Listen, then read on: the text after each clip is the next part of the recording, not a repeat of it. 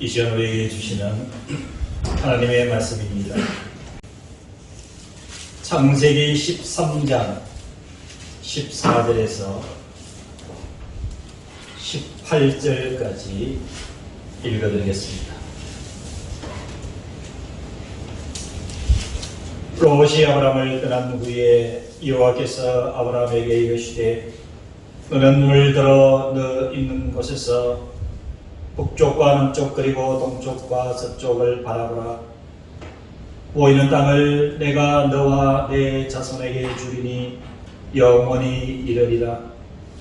내가 내 자손이 땅의 티끌 같게 하리니 사람이 땅의 티끌을 능히 셀 수 있을진데 내 자손도 세리라. 너는 일어나 그 땅을 종과 횡으로 두루 다녀보라. 내가 그것을 내게 주리라.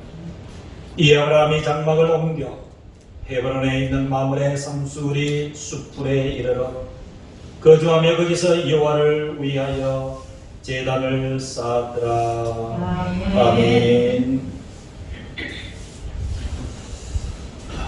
아브라함에게는 특별한 관계에 있는 사람이 하나가 있죠. 바로 조카 롯이었습니다. 아브라함이 갈대 우르에서 살다가 뜻이 계셔서 약속의 땅 가나안으로 부르심을 받고 하란을 떠날 때 아브라함은 조카 롯을 데리고 가나안 땅까지 먼 길을 함께 하게 됩니다. 심한 기근으로 인해서 잠시 애굽으로 피신을 할 때도 아브라함은 조카인 이 롯과 함께 했다라고 성경에서 말을 해주고 있습니다. 애굽에서 가나안 땅에 다시 돌아올 때에도 아브라함이나 조카 롯, 성경에 의하면 가진 재산이 엄청나게 늘어 있었다라고 소개를 합니다. 그런데 그들이 이 애굽에서 돌아와서 가나안에 거주할 곳, 다시 얘기를 하면 네게브 지역이라고 성경에서 지명을 이야기를 하죠. 베델과 아이 사이에 있는 황무지 지역을 이야기를 합니다. 그런데 이 네게브 지역은 아브라함과 롯의 그 식구들과 거느리고 있는 소아들 그리고 동물들이 함께 살 수 있는 넉넉함이 없었지요. 그래서 아브라함의 목자들과 그리고 롯의 목자들이 늘 아웅다웅 다투었다라고 성경에 기록하고 있습니다. 그래서 여러분 잘 아시는 대로 아브라함이 이 문제를 해결하기 위해서, 즉 이 네게브 지역 좁은 곳에서 같이 살 수가 없는 지경에서 아브라함이 롯에게 제안을 하지요. 그래서 롯에게 뭐라고 해야 됩니까? 네가 우측을 선택하면 나는 좌측으로 갈 것이고, 네가 좌측을 선택하면 나는 우측으로 갈 것이다.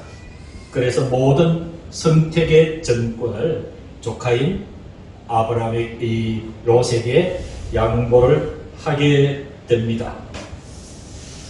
그래서 롯은 이 창세기 13장 앞에 보면은 보기에도 넉넉하게 보이는 소알 땅적 이후에 멸망을 받게 되는 소돔과 고모라 땅으로 횡하니 떠나버리고 맙니다. 남겨진 이 아브라함은 좀 마음이 허전했을 것으로 여겨집니다. 또 막막함이 없으리라고 말할 수도 없습니다. 이러할 때에 하나님께서 아브라함에게 나타나셔서 뭔가를 이야기를 해주고 계십니다. 여러분, 이러한 설정들을 정리를 해보면은, 여러분, 이 아브라함이 갈대 우르에서 떠나와서 그리고 또 애굽으로 피신했다가 다시 가나안으로 돌아왔는데 살기가 막막하고 땅은 비좁고 또 함께 했던 조카 롯을 떠나보내고 난 이 아브라함의 마음은 막막 그리고 적막 또 무엇인가 삶에 대한 생활에 대한 염려도 있을 줄로 압니다. 이럴 때 하나님께서 아브라함에게 나타나셔서 두 마디를 해주십니다. 여러분, 하나님께서 아브라함에게 주신 이 두 마디는 오늘을 살아가고 있는 저와 여러분들에게 주시는 하나님의 음성으로 받으시기를 주의 이름으로 축원합니다. 아멘. 첫 번째, 하나님께서 아브라함에게 주신 말씀이 14절에 보면은 롯이 아브라함을 떠난 후에 여호와께서 아브라함에게 이르시되 첫 번째, 너는 눈을 들어라. 아멘. 눈을 들어라 라고 이야기를 해주고 있습니다. 여러분, 이 상황에서 하나님께서 아브라함에게 너희의 눈을 들으라고 얘기를 하시는 의미가 무엇일까요?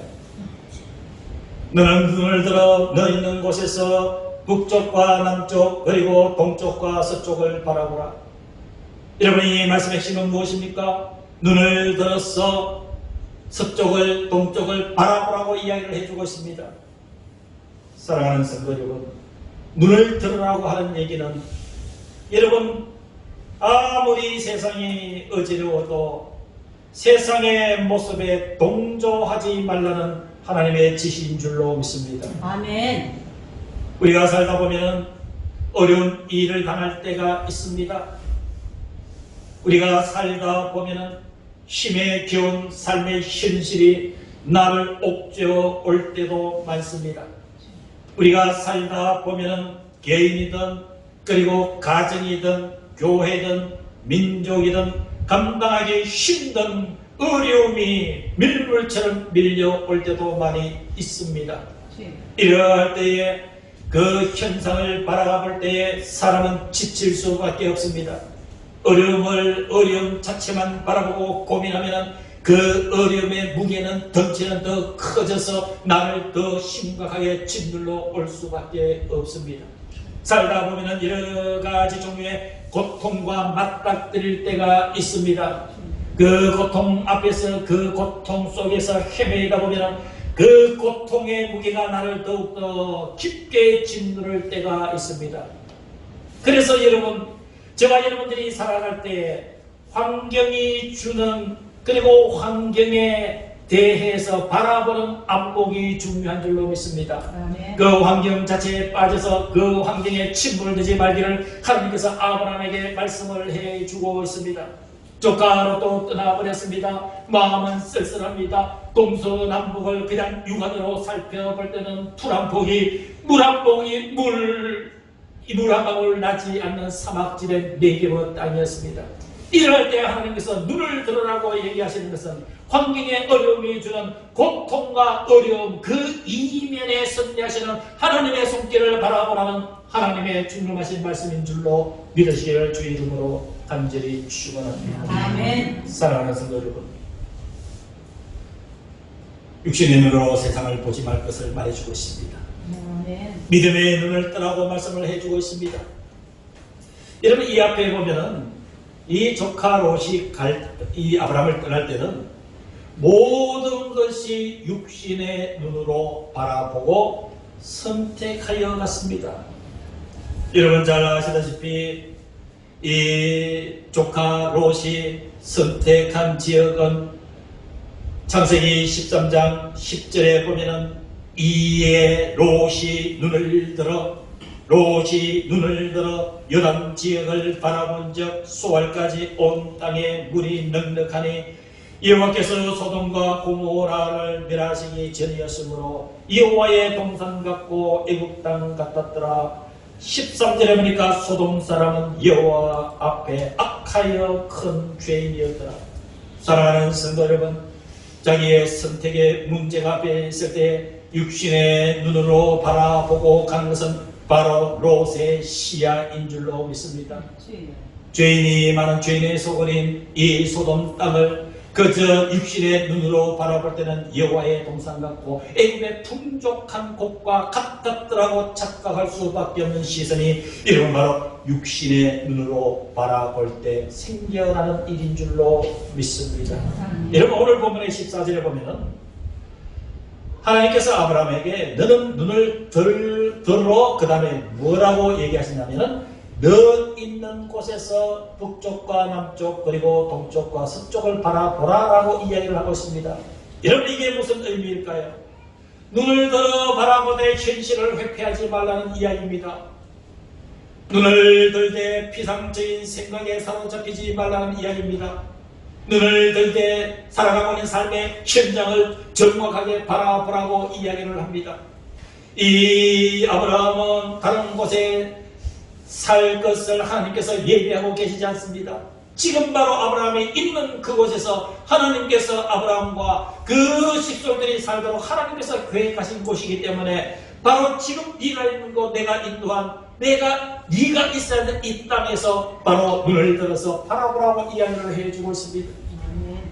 삶의 환경을 부인하지 말라는 이야기입니다.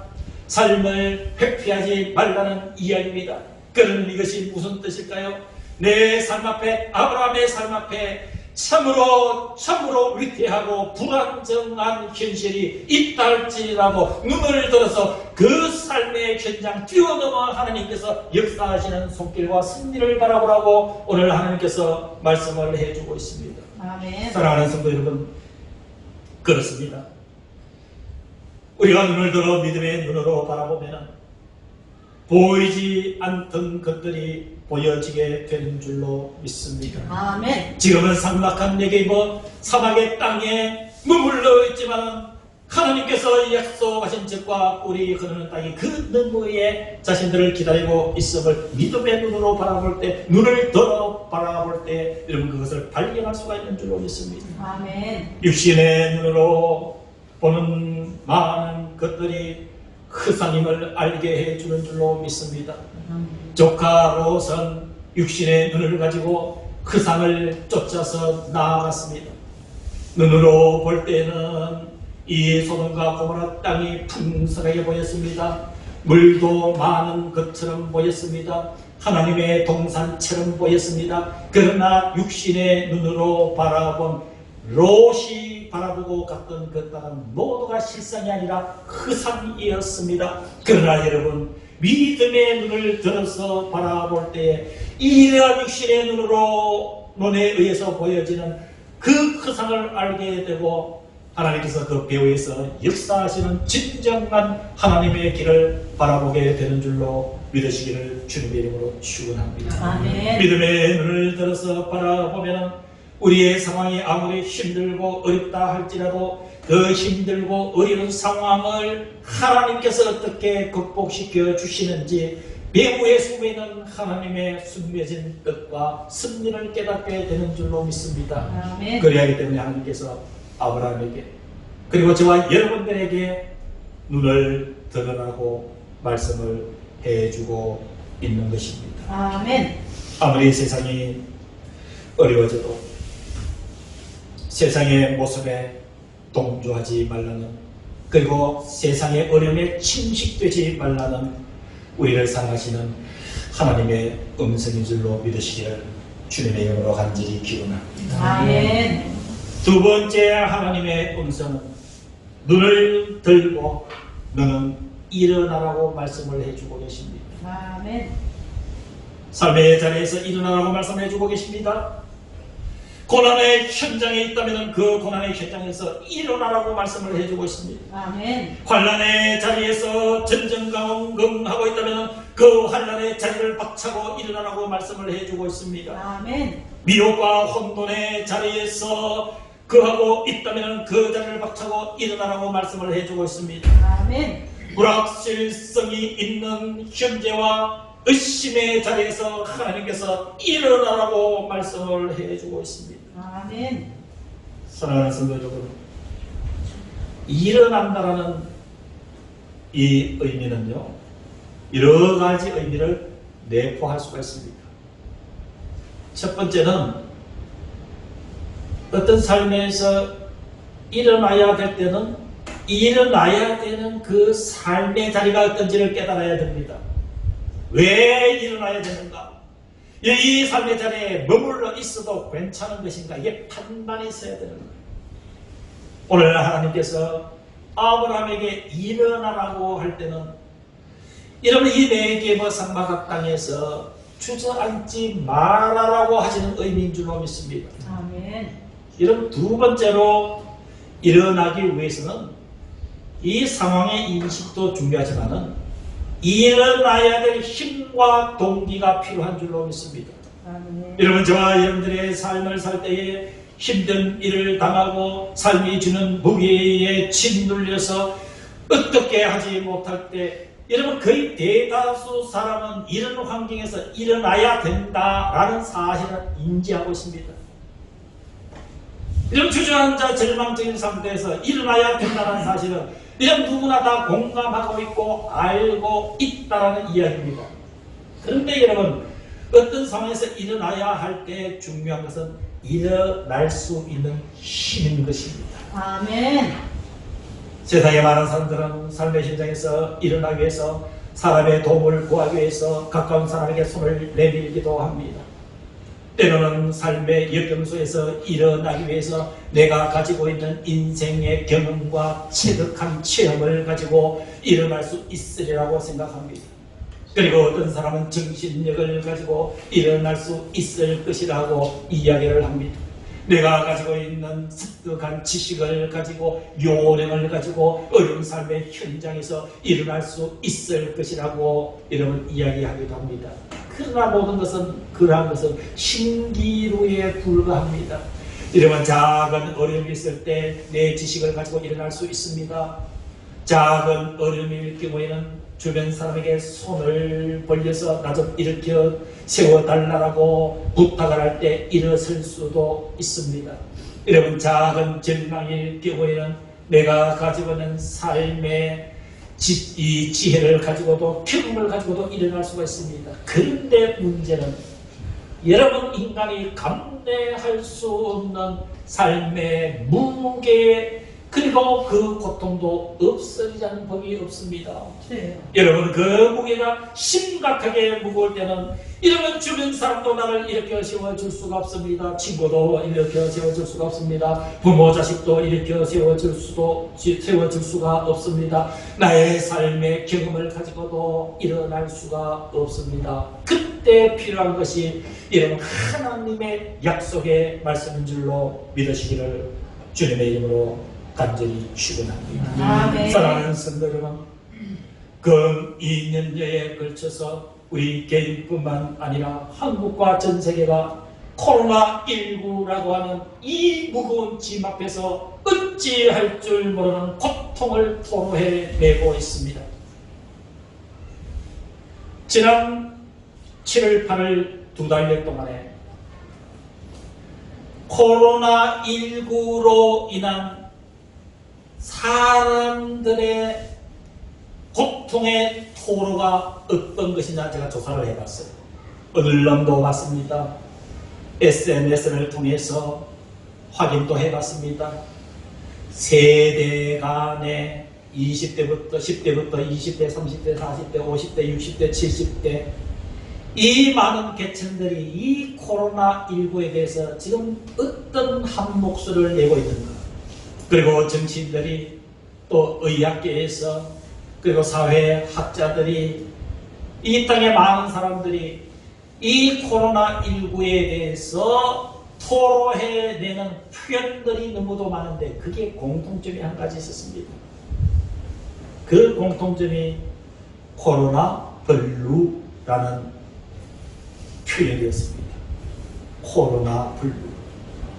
사람들이 코로나를 쉽게 생각했다가 만만치 않으니까 개인의 삶도 무너지고 어떤 사회의 균형도 무너지고 그리고 경제도 휘청거리고 국가 간의 신뢰도 흔들거리고 그러니까 세대 간 계층 간 느끼는 공통적인 고백이 코로나 블루 무슨 말입니까?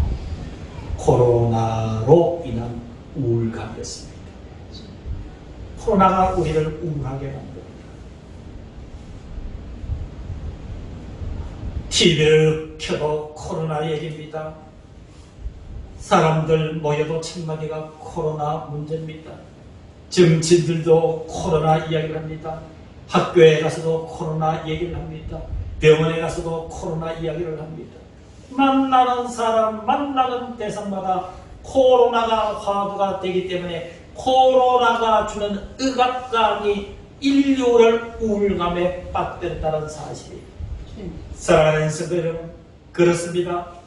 코로나가 아무리 우리 인간을 우울하게 만들지라도 저와 여러분들은 하나님께서 아브라함에게 주신 일어나라고 하는 이 말씀을 받고 우리는 일어나야 되는 줄로 믿습니다. 아멘. 우리는 일어나야 됩니다.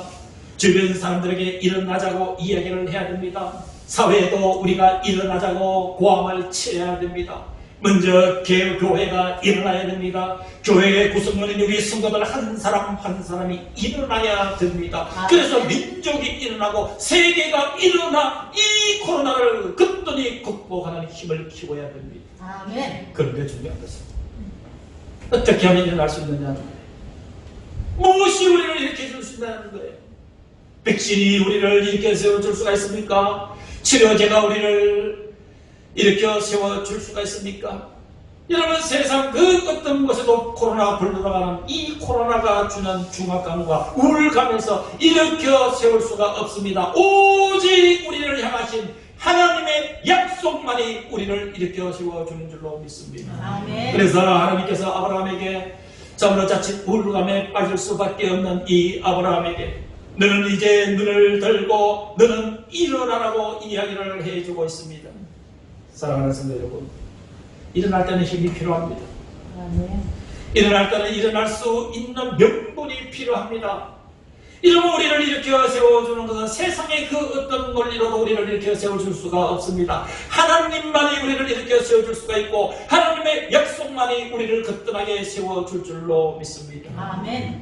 하나님께서 아브라함을 부르실 때 창세기 22장 1절에 뭐라고 얘기합니까? 여호와께서 아브라함에게 이르시되 너는 너의 고향과 친척과 아버지의 집을 떠나 내가 네게 보여줄 땅으로 가라라고 말씀을 하셨습니다. 여러분, 아브라함의 소명 창세기 12장 1절을요 쉽게 생각하면 안 돼요. 그냥 하나님이 부르셨으니까, 하나님이 가라고 하셨으니까 가는 것이다. 아, 그럴 수도 있겠다. 나도 그럴 수도 있겠다. 라고 생각한다면 여러분, 말씀 깊이 묵상하지 못합니다. 여러분, 미지의 땅을 그늘이고 어딘지도 목적지가 어딘 줄도 모르고 나가는 이런 그 여정이 여러분 결코 쉬운 일이 아니었어요. 그런데 아브라함을 끌고 갔던 동인이 뭐냐면 하나님의 약속이었습니다. 하나님께서 창세기 12장 2절에 내가 내게 보여줄 땅으로 가라. 내가 너로 큰 민족을 이루고 내게 복을 주어 내 이름을 창대하게 하리니 너는 복이 될지라 그랬습니다. 여러분, 아브라함인들 약할 때가 없었겠습니까? 아브라함인들 무너지고 싶을 때가 없었겠습니까? 아브라함인들 불안할 때가 없었겠습니까? 아브라함인들 절망해서 주저앉을 일이 없었겠습니까? 그럴 때마다 하나님께서 아브라함을 향해서 약속의 말씀을 상기해 주셨습니다. 그래서 여러분, 이 핵심이 뭐냐면 너로 민족을 이루게 하고 내 씨로 열방들이 태어나게 하고 내 후손들이 하늘의 별과 같이 바닷가의 모래알같이 창대하게 해 주시리라는 이 말씀이 여러분, 아브라함이 이동할 때마다 계속 그 약속을 상기해 주면서 아브라함을 지탱하게 해주고 아브라함을 일으켜 세워준 바로 그 말씀인 줄로 믿습니다. 아멘. 아브라함에게 뿐이었습니까? 이삭에게도 동일한 말씀을 해 주셨습니다. 그리고 야곱에게도 동일한 말씀들을 계속해 주셨습니다. 이렇게 하나님의 약속이 아브라함을 일으켜 세웠고 이삭을 일으켜 세웠고 여러분 야곱을 일으켜 세워준 줄로 믿습니다. 아멘. 여러분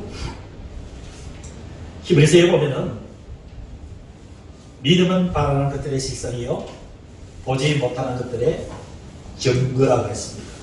믿음은 바라는 것들의 실상이다. 이러면 이 말씀의 배경은 아브라함을 염두에 둔 것이에요. 여러분 한번 제가 질문 드리는 문제 답을 내려보시길 바랍니다. 아브라함이 갈대아 우르를 떠날 때 나이가 몇 살이었습니까? 75세였어요. 이러면 그 당시의 인류의 평균 나이를 보면은 거의 3분의 1을 살은 할아버지 중에 할아버지. 그때 여러분 갈대아 우르에서 나올 때 몇 사람이 나오지 기억이 나나요? 성경에 이름이 거론된 사람. 아브라함. 그 다음 누구예요? 아내? 사라. 그 다음에 조카? 롯. 이름이 거론된 사람 세 사람이에요.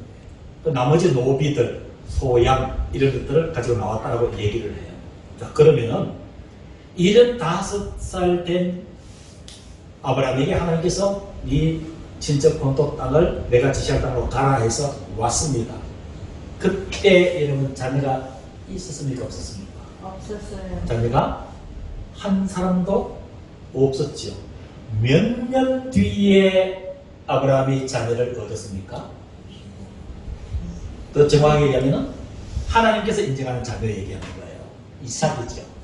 이삭을 몇 세 때 하나님이 주셨나요? 100살 때 주셨어요. 그러면 하나님의 약속을 받고 실제로 그 약속이 1차 이루어진 때가 몇 년 뒤인가요? 25년 뒤에. 사랑하는 성도 여러분, 아브라함이 이삭을 얻을 때까지 25년 동안 그를 지탱해 준 것이 무엇이었을까요? 하나님의 약속이었던 거예요. 아멘. 그래서 성경은 아브라함을 믿음의 조상으로 얘기하는 그 믿음의 근거가 하나님께서 약속하신 것을 믿었더라. 아멘. 그래서 믿음의 사람이라 그것이 아브라함을 일으켜 세웠다는 얘기입니다. 아멘. 그래서 하나님께서 오늘 본문으로 돌아가겠습니다. 17절 보시기 바랍니다. 17절. 자, 눈을 들고 이제 14절에 17절 가서 너는 일어나 그 땅을 종과 횡으로 두루 다녀보라. 내가 그것을 내게 주리라. 이 말씀이 무슨 말씀이에요? 앞에 16절에 뭐라고 얘기하냐면 내가 내 자손이 땅의 티끌 같게 하리니 사람이 땅의 티끌을 능히 셀 수 있을진데 내 자손도 세리라. 자녀는 하나도 없는 상태예요. 이때도. 그래서 하나님께서 약속을 재확인시켜 주는 것입니다. 내가 네게 약속한 내 자손이 땅의 티끌같이 만들어 줄 테니까 네가 여기에서 일어나서 네가 데리고 있는 그 땅을 종과 행으로 두루 다녀보라. 내가 그것을 내게 주리라. 다시 한 번 더 약속을 통하여서 아브라함을 일으켜 세우는 줄로 믿습니다. 아멘. 사랑하는 성도들, 삶이 자꾸만 무게로 인하여서 주저앉아질 때에 믿음으로 열심히 사노라고 하지만은 스물스물 삶이 주는 절망이 내 삶에 은절히 치고 들어올 때에 내가 믿음으로 굳건하게 서서 행동하는 것 같은데 어느샌가 내 무릎이 그리고 나의 삶의 모습이 자꾸만 쓰러져 감을 느낄 때에 여러분 그때는 일어나야 될 때인 줄로 믿습니다. 아멘. 이 민족이 일어나야 될 때, 교회가 일어나야 될 때, 우리 사회가 일어나야 될 때, 우리 자신들이 일어나야 될 때 그 일어남의 근원천이 되는 것이 여러분 하나님의 약속인 줄로 믿습니다. 아멘. 저와 여러분들을 향하신 하나님의 약속들은 무수히도 많습니다. 나에게 주신 하나님의 약속이 있는가? 여러분 의심하기 전에 여러분 곰곰이 묵상하시면서 나에게 주신 하나님의 약속들을 재확인하시고 그의 삶에서 역사되어 주도록 여러분 순종의 삶을 살기를 주님의 이름으로 간절히 축원합니다. 아멘. 어떻게 됐을까요? 하나님께서 아브라함에게 내 자손이 땅의 티끌같이 되게 하리니 내 후손을 통해서 왕들이 태어날 것이고 그리고 내 후손들은 하늘의 별과 같이 바다의 모래와 같이 풍성하리라. 이 약속의 말씀으로 아브라함을 지탱해 주신 그 약속의 말씀이 어떻게 되었을까요? 하나님께서 그대로 이루어 주시고 아멘. 하나님께서 놀라운 그 약속의 성취를 통하여서 예수 그리스도가 아브라함의 후손으로 인류의 구세주로 탄생하셔서 우리로 하여금 예수 그리스도를 구주로 믿게 하신 그 은혜는 하나님의 약속의 성취인 줄로 믿으시기를 주의 이름으로 축원합니다. 아멘. 우리는 지금 이 시대에 하나님의 나를 향하신 약속을 되새기면서 우리는 일어나야 됩니다. 주변 사람들에게 일어나자고 권면해야 됩니다. 아멘. 주변에 약하고 힘든 사람들의 손에 손을 잡고 함께 일어나자라고 아우성쳐야 될 때가 지금인 줄로 믿습니다. 아멘. 오늘 말씀의 결론입니다. 여러분 아브라함이 이렇게 하나님의 말씀을 듣고 공통적으로 아브라함이 행한 행동이 있습니다. 달리 얘기하면 아브라함이 갈대우리에서 부르심을 받고 가나안 땅에 와서도 이 행동을 했습니다. 그리고 애굽에서 돌아와서 하나님의 약속의 말씀을 재확인하며 조카 롯을 먼저 보내고 난 뒤에 또 이러한 행동을 했습니다. 아브라함이 어떤 삶의 변곡점에서 공통적으로 했던 중요한 행위는 제사요 곧 예배였습니다. 아멘. 여러분 어떤 의미를 가지고 있을까요? 어떤 경우에도 나는 예배를 통해서 나의 삶을 귀결해 나갈 것이다. 기쁠 때도 예배, 슬플 때도 예배, 잠들 때도 예배. 그야말로 모든 것을 극복해 주시고 소망 가운데 새롭게 세워질 그때도 예배를 통해서 하나님 앞에 감사의 제물을 드렸던 이 아브라함의 모습이 오늘 하나님께서 우리들에게 요구하시는 귀한 말씀인 줄로 믿습니다. 아멘. 여러분 18절 말씀을 보시기를 바랍니다. 이에 아브라함이 장막을 옮겨 헤브론에 있는 마므레의 상수리 수풀에 이르러 거주하며 거기에서 여호와를 위하여 제단을 쌓았더라. 아멘. 제단을 쌓았더라. 예배자로 살았더라. 아멘. 사랑하는 성도 여러분, 눈을 들어라 말씀을 해주고 계십니다. 아멘. 일어나라고 말씀을 해주고 계십니다. 아멘. 그리고 예배하라 라고 말씀을 해주십니다. 아멘. 아브라함에게 주신 이 말씀은 곧 저와 여러분들을 향한 하나님의 음성인 줄로 믿으시기를 주의 이름으로 축원합니다. 아멘. 지금은 우리 주 예수 그리스도의 은혜와 하나님 아버지의 위로, 교제, 교통, 충만하심의 역사가 성령 하나님의 교제 속에서 오늘도 살아가고 있는 사랑하는 모든 성도들의 머리 위에 이들의 심령과 이들의 가정과 주님의 몸들이 교회 위에 우리와 함께하지 못한 모든 성도들과 이 나라 이 민족 위에 이제부터 영원까지 함께하여 주시기를 간절히 축원하옵나이다. 아멘.